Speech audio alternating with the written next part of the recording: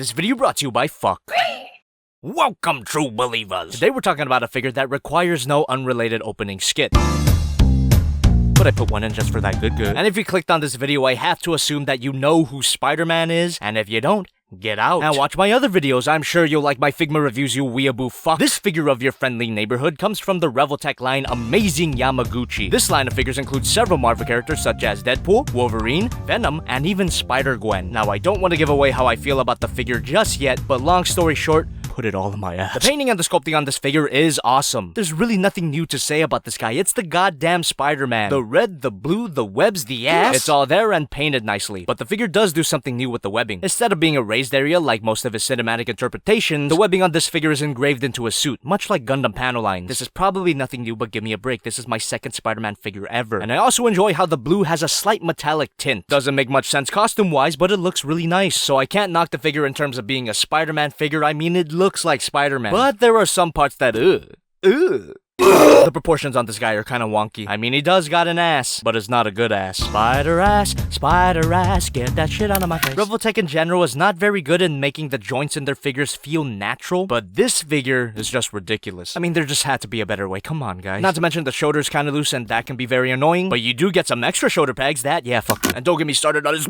While the hip joints look natural compared to all these visible Revoltech joints, the sculpting on them is just gross. And it's not just that they're too thick. The sinewy parts are just ew, and the thigh swivel is at an ungodly angle. Why the fuck? Now everyone sees the knee, right? Okay, keep it in mind. The fact that the swivel is at a weird angle causes the knee to make absolutely no sense. Legs don't work like that, do they? And while we're at the knee, kill me now. That don't look too good. So when this figure is in a basic standing pose, the proportions make him look like an abomination. At least the torso and the head sculpt look fairly normal. There is this little piece at the back of his head, but that's there to accommodate for some, woo, that's some good posability. But then I realized the neck is unnaturally long and looks like a penis. But let's get back to the head. This Spider-Man has bigger eyes and a smaller mouth than usual, and that makes him look more like a kid. I'm totally fine with that, and it looks quite good, but the head is too small and the thighs are too big, you get the point. The youthful look of the head doesn't quite match the body, but it's got a lot of personality, I'll give it that. And speaking of personality, you can tear his eyes out and replace him with another set of eyes. This feature is amazing, and makes me almost forgive the issues I have with the figure so far, so you get 4 pairs of eyes in total, and a little tool to help you switch them out. And you could always mix and match for even more expression. Just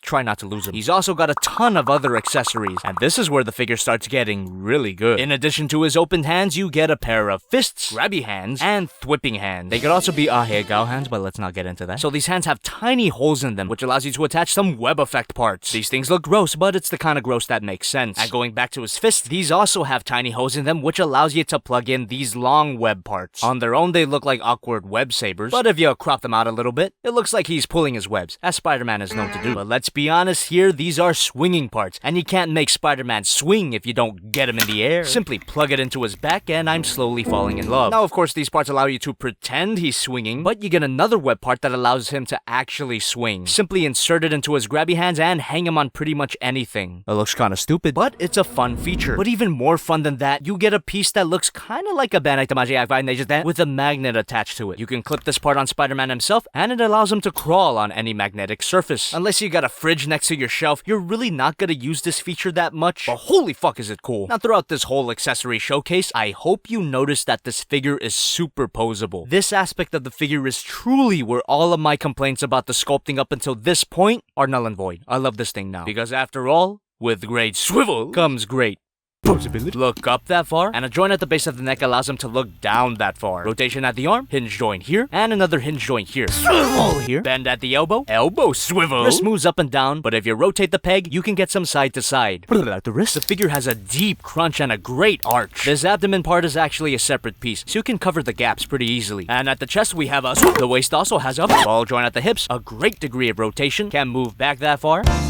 Previously mentioned awkward thigh swivel, bend at the knee swivel, at the boot, up and down at the ankle, a pivot, and a toe bend. But how could I forget about an ankle swivel? The posability on this guy is phenomenal, and the strange sculpting on the figure such as the overextended neck and the big thighs are completely justified. Some of the more extreme Spider-Man poses would not have been possible without these weird proportions. And combine the amount of posability with all the solid ratcheting Revoltech joints, and you get one of my favorite posing experiences in a long time. I spend way too much time just getting getting this figure into different poses. The knees still don't make sense, but you kind of have to just ignore that. And the figure is a pretty good size. Here's Figma Madoka Academy, SH Monster Arch Godzilla, Masterpiece Optimus Prime, and my only other Spider-Man figure, Tobey Maguire himself from Spider-Man 2. While this figure is more proportionate and definitely looks better in a standing pose, this figure is amazing. I love it.